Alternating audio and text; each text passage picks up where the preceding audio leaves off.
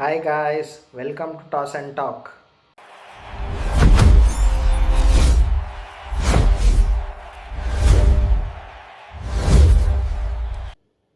India versus England semifinal to ಪ್ರಿವ್ಯೂಗೆ ಎಲ್ಲರಿಗೂ ಸ್ವಾಗತ.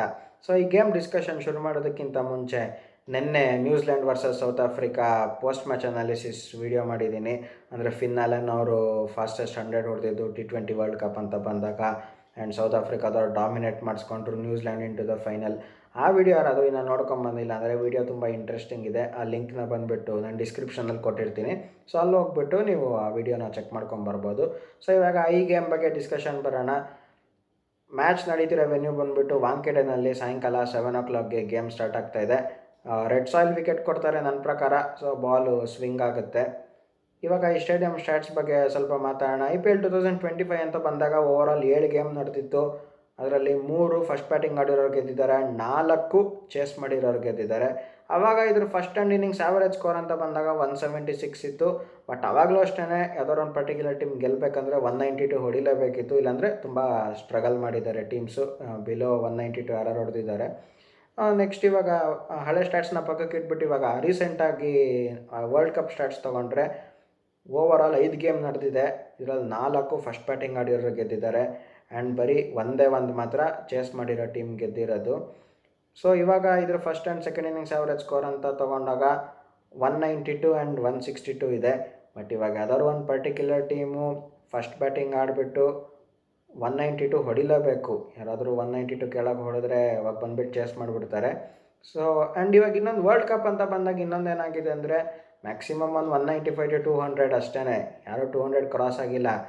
ಇವಾಗ ವಾಂಖೆಡೆ ಅಂತ ಬಂದಾಗ ಏನೋ ಜಿಂಬಾಬ್ವೆ ವರ್ಸಸ್ ವೆಸ್ಟ್ ಇಂಡೀಸು ಅವ್ರು ಹೊಡೆಸ್ಕೊಂಡ್ರು ಜಿಂಬಾಬ್ವೆ ಅವರು, ಆ ಥರ ಬೌಲಿಂಗ್ ಅಟ್ಯಾಕ್ ಆ ಥರ ಇತ್ತು. ಬಟ್ ಇಲ್ಲಿ 2 ಕ್ವಾಲಿಟಿ ಸೈಡ್ಸ್ ಆಗಿರೋದ್ರಿಂದ 195+ ಹೊಡೆದ್ರೆ ಆರಾಮಾಗಿ ಗೆಲ್ತಾರೆ. ಸೊ ಇದಿಷ್ಟಾಗಿತ್ತು ಸ್ಟೇಡಿಯಂ ಸ್ಟ್ಯಾಟ್ಸು. ನೆಕ್ಸ್ಟ್ ಇದ್ರ ಸ್ಪಿನ್ನರ್ಸ್ ಆ್ಯಂಡ್ ಪೇಸರ್ಸ್ ಎಕಾನಮಿ ಅಂತ ಬಂದ್ಬೇಡ. ಪೇಸರ್ಸ್ ಎಕಾನಮಿ ಬಂದುಬಿಟ್ಟು ಬೇರೆ ಗ್ರೌಂಡ್ಸಿಗಿಂತ ಜಾಸ್ತಿ ಇದೆ, 10.36. ಆ್ಯಂಡ್ ಸ್ಪಿನ್ನರ್ಸ್ ಎಕಾನಮಿ ಬಂದುಬಿಟ್ಟು 8.64. ಆ್ಯಂಡ್ ಇದರಲ್ಲಿ ಇನ್ನೊಂದೇನೆಂದರೆ ಇಷ್ಟು ವರ್ಷದಿಂದ ನಾನು ನೋಡ್ಕೊಂಬಂದಿರೋ ಪ್ರಕಾರ ಫಿಂಗರ್ ಸ್ಪಿನ್ನರ್ಸಿಗೆ ಹೆಲ್ಪ್ ಇರುತ್ತೆ ಇಲ್ಲಿ. ಬೇರೆ ಸ್ಪಿನ್ನರ್ಸಿಗೆ ವಿಕೆಟ್ಸ್ ಬರೋಲ್ಲ ಅಂತಲ್ಲ. ಇವಾಗ ರಿಸ್ಟ್ ಸ್ಪಿನ್ನರ್ ಇರ್ಬೋದು, ಇಲ್ಲಾಂದರೆ ಮಿಸ್ಟ್ರಿ ಸ್ಪಿನ್ನರ್ಸ್ ಇರ್ಬೋದು, ಇವರಿಗೆಲ್ಲ ವಿಕೆಟ್ಸ್ ಬರ್ತವೆ. ಬಟ್ ಸ್ವಲ್ಪ ಎಕನಾಮಿಕಲಿ ಕಾಸ್ಟ್ಲಿ ಆಗ್ಬೋದು, ಇಲ್ಲಾಂದರೆ ಸ್ವಲ್ಪ ಹೊಡೆಸ್ಕೊಬೋದು, ಆ ಥರ ಎಲ್ಲ ಆಗ್ಬೋದು. ಬಟ್ಟು ವಿಕೆಟ್ಸ್ ಬರುತ್ತೆ. ಬಟ್ ಫಿಂಗರ್ ಸ್ಪಿನ್ನರ್ಸ್ ಅಷ್ಟು ಅಡ್ವಾಂಟೇಜ್ ಇರೋಲ್ಲ ನನ್ನ ಪ್ರಕಾರ.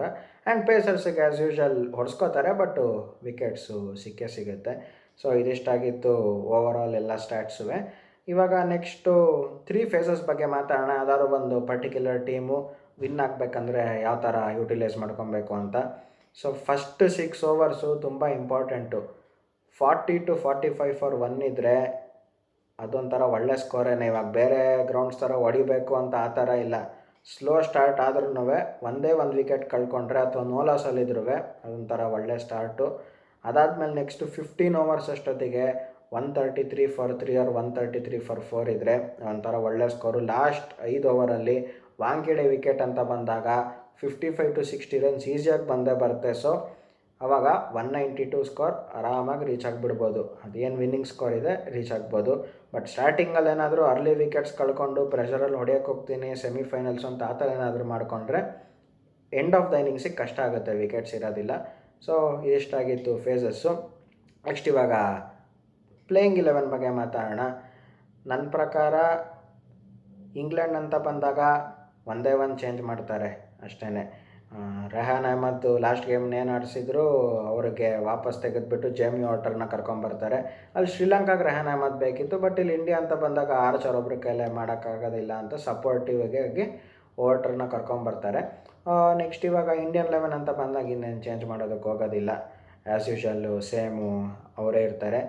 ಫಸ್ಟು ಒಂದು ಟಾಪ್ 3 ಫಿಕ್ಸ್ ಇದ್ದೇ ಇರ್ತಾರೆ. ಬಟ್ ಅದಾದಮೇಲೆ ಅವರು ಟೈಮ್ ತಕ್ಕನಂಗೆ ನೋಡಿಕೊಂಡು ಶಫಲ್ ಮಾಡ್ತಾರೆ. ಇಲ್ಲ ಫಸ್ಟ್ ಇಲ್ಲ ಕೊರಮನ್ ಕಳಿಸ್ಬೇಕಾ, ಇಲ್ಲಾಂದರೆ ಹಾರ್ದಿಕ್ ಬರಿಬೇಕಾ, ದುಬೆ ಬರಬೇಕಾ ಅಂತ. ಸೊ ಅಷ್ಟು ಬಿಟ್ಟರೆ ಓವರಾಲ್ 2 ಟೀಮ್ದು ವೆಲ್ ಸೆಟಲ್ಡು. ಅದಕ್ಕೆ ಅಷ್ಟೊಂದು ಡಿಸ್ಕಷನ್ ಮಾಡೋಕ್ಕೇನಿಲ್ಲ ಅಂತ ನಾನು 11 ಏನು ಡಿಸ್ಪ್ಲೇ ಮಾಡೋಕ್ಕೆ ಹೋಗಲಿಲ್ಲ. ಅಂದರೆ ನನ್ನ ವ್ಯೂವರ್ಸಿಗೆ ಗೊತ್ತಿರುತ್ತೆ. ಲಾಸ್ಟು ಎಲ್ಲ ವೀಡಿಯೋಸಲ್ಲೂ ನಾನು ಡಿಸ್ಪ್ಲೇ ಮಾಡ್ತಾಯಿದ್ದೆ 11 ಅಂದ ತಕ್ಷಣ ಈ ಸತಿ ಈ ಡಿಸ್ಕಷನ್ ಏನು ಅಷ್ಟು ಇಲ್ಲದೆ ಇರೋದ್ರಿಂದ ಅದಕ್ಕೆ 11 ಏನು ಡಿಸ್ಪ್ಲೇ ಮಾಡಿಲ್ಲ. ಇದಷ್ಟೇ ಸಿಂಪಲ್ ಆಗಿರುತ್ತೆ ಇಷ್ಟೇ, ವೆಲ್ ಸೆಟಲ್ಡ್ ಆದ್ದರಿಂದ. ಇವಾಗ ನೆಕ್ಸ್ಟು ಗೇಮ್ ಚೇಂಜರ್ಸ್ ಬಗ್ಗೆ ಮಾತಾಡೋಣ. ನನ್ನ ಪ್ರಕಾರ ಇಂಗ್ಲೆಂಡ್ ಅಂತ ಬಂದಾಗ ಹ್ಯಾರಿ ಬ್ರೂಕ್ ಗೇಮ್ ಚೇಂಜರ್ ಆಗ್ತಾರೆ. ಯಾಕಂದರೆ captain leading from the front, ಇವಾಗ ಅವರು ಬೇರೆ ಅಪ್ ಆಫ್ ದ ಆರ್ಡರ್ ಬಂದುಬಿಟ್ಟು ಕಾಂಟ್ರಿಬ್ಯೂಟ್ ಮಾಡ್ತಾ ಇದ್ದಾರೆ ಟೀಮಿಗೋಸ್ಕರ. ನಂಬರ್ 3 ಬಂದುಬಿಟ್ಟು ಹ್ಯಾರಿ ಬ್ರೂಕು ಇಂಗ್ಲೆಂಡಿಂದ. ಇಂಡಿಯಾ ಅಂತ ಬಂದಾಗ ನನ್ನ ಪ್ರಕಾರ ನಾನು ತಿಲಕ್ ವರ್ಮನ್ ಚೂಸ್ ಮಾಡ್ತೀನಿ. ಏನಕ್ಕಂದರೆ ಇಲ್ಲಿ ಮಿಡಲ್ ಆರ್ಡ್ರಲ್ಲಿ ಆಡ್ಕೊಡೋರು ತುಂಬ ಇಂಪಾರ್ಟೆಂಟ್ ಆಗ್ತಾರೆ ಮುಂಬೈ ಅಂತ ವಿಕೆಟ್ಸಲ್ಲಿ. ಸೊ ನನ್ನ ಪ್ರಕಾರ ತಿಲಕ್ ವರ್ಮ ಗೇಮ್ ಚೇಂಜರು. ಇವಾಗ ನೆಕ್ಸ್ಟು ಎಜ್ಜಿಗೆ ಹೊರಟೋಗೋಣ. ಎಡ್ಜ್ ನಾನು ಯಾರಿಗೂ ಜಾಸ್ತಿ ಕೊಡೋದಿಲ್ಲ, 50-50 ಕೊಡ್ತೀನಿ ಅಷ್ಟೇ. ಇಂಡಿಯಾಗೂ 50, ಇಂಗ್ಲೆಂಡ್ಗೂ 50. ಬೇರೆ ಗೇಮಲ್ಲಾದರೆ ಇಂಡಿಯಾಗೆ ಜಾಸ್ತಿ ಕೊಡ್ತಾಯಿದ್ದೆ, ಇಲ್ಲ ಇನ್ಯಾವುದೋ ಟೀಮಿಗೆ ಜಾಸ್ತಿ ಕೊಡ್ತಾಯಿದ್ದೆ. ಬಟ್ ಇಲ್ಲಿ ನಾನು ಎರಡಕ್ಕೂ 50-50 ಕೊಡ್ತೀನಿ. ಯಾಕಂದರೆ ನನಗೆ ಇಂಗ್ಲೆಂಡ್ ಅಂದರೆ ಭಯ ಇದೆ ಸ್ವಲ್ಪ. ನಾನು ವರ್ಲ್ಡ್ ಕಪ್ಗಿಂತ ಮುಂಚೆನೇ ಹೇಳಿದ್ದೆ ಕೆಲವೊಬ್ಬರ ಹತ್ರ, ಏನಂತ ಅಂದರೆ ನಮಗೆ ಇಂಡಿಯಾಗೆ ಥ್ರೆಟ್ ಅಂತ ಬಂದಾಗ ಒಂದೇ ಆಸ್ಟ್ರೇಲಿಯಾ ಕ್ವಾಲಿಫೈ ಆದರೂ ಆಸ್ಟ್ರೇಲಿಯಾದವರು, ಇಲ್ಲಾಂದರೆ ಇಂಗ್ಲೆಂಡು ನಾಕೌಟ್ಸಲ್ಲಿ ನಮಗೆ ತುಂಬ ಡೇಂಜರ್ ಸೈಡ್ ಆಗ್ತಾರೆ ಅಂತ. ಸೊ ಯಾಕೋ ಇಂಗ್ಲೆಂಡ್ ಅವರು ನಾಳೆ ತುಂಬ ಯಾಕೋ ಒಳ್ಳೆ ಕಾಂಪಿಟೇಷನ್ ಕೊಡ್ತಾರೆ ಅಂತ ನಂಗೆ ಅನ್ನಿಸ್ತಾ ಇದೆ. ಸೊ 50-50. ಇವಾಗ ಅನ್ಬೋದು ಏನು ಗುರು ಬೈಲ್ಯಾಟ್ರಲ್ ಸೀರೀಸ್ ಎಲ್ಲ ಬಂದಾಗ ಹಂಗೆಲ್ಲ ಕೊಟ್ಟು ಕಳಿಸಿದ್ದೀವಿ, ಅಭಿಷೇಕ್ ಶರ್ಮಾ ಎಲ್ಲ 140+ ಅದೆಲ್ಲ ಮರ್ತುಬಿಟ್ಟು ಅಂತ. ಬಟ್ ವರ್ಲ್ಡ್ ಕಪ್ ಅಂತ ಬಂದಾಗ ಎಸ್ಪೆಷಲಿ, ಯಾಕಂದರೆ ಫಿಲ್ ಸಾಲ್ಟ್ ಇರ್ಬೋದು, ಬಟ್ಲರ್ ಇರ್ಬೋದು, ಎಲ್ಲರೂ ಫೇಲ್ಯೂರ್ ಆಗಿದ್ದಾರೆ ಕರೆಕ್ಟು. ಬಟ್ಟು ಅಲ್ಲಿ ಮೆಕಲಮ್ ಹೆಂಗಂದರೆ ನನ್ನ ಪ್ರಕಾರ ಫುಲ್ ಜಾಲಿ ಮೈಂಡ್ಸೆಟ್ಟು. ಇವಾಗ ಏನೋ ಇನ್ನಿಂಗ್ಸ್ ಫೇಲ್ ಆಗ್ಬಿಟ್ಟ, ನಡಿ ಗುರು ನೀನು ಡ್ರಾಪ್ ಮಾಡ್ತೀನಿ ತೆಗ್ದಾಕ್ತೀನಿ ಅಂತ ಹಂಗಲ್ಲ ಅಲ್ಲ.